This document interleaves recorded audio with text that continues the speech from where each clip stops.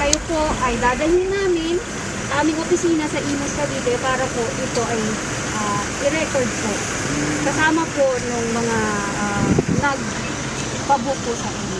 Matapos makatanggap ng impormasyon ng National Bureau of Investigation Cavite North District, hinarang ng mga operatiba ang isang closed delivery van na ito sa Parañaque City.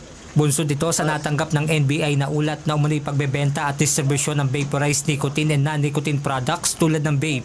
At base na rin sa informasyon nga na nakalap natin during the debriefing, marami pang involved na mga kaidaran nila. In their 20s usually itong mga subjects natin.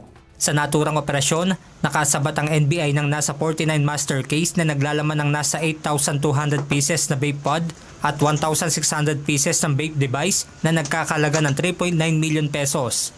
Dahil hindi sila naka-register, napakadelikado nila dahil ayon sa pamantayan ng ating regulasyon ng ating gobyerno at hindi nagbabayad ng tax dahil hindi nga regulated.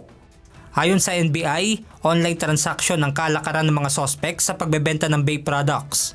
Kung yung regulated nga masama sa ating health, yung unregulated pa kaya, yung substandard pa kaya. Kaya inutusan ko agad ang aking mga ahente maghanap na itong mga illegal na ibinebentang vapes. Ito ay parte ng mga malakihang pagdating ng vape products dito sa bansa nga. Whosoever is or are interested, pwede silang makipag-transact. At ito ay hati-hati, bale, pinagpatsi-patsi nila para mabuo ang transaksyon na to.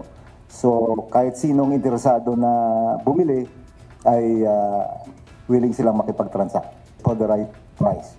Sa ngayon ay nasa kustodiya na ng NBI ang mga naarestong sospek na nakatakdang isailalim sa inquest proceedings ng Parañaque City Prosecutor's Office. Benedict Samson, UNTV News and Rescue. Diyos ang aming sandigan, serbisyo publiko ang aming pinahahalagahan.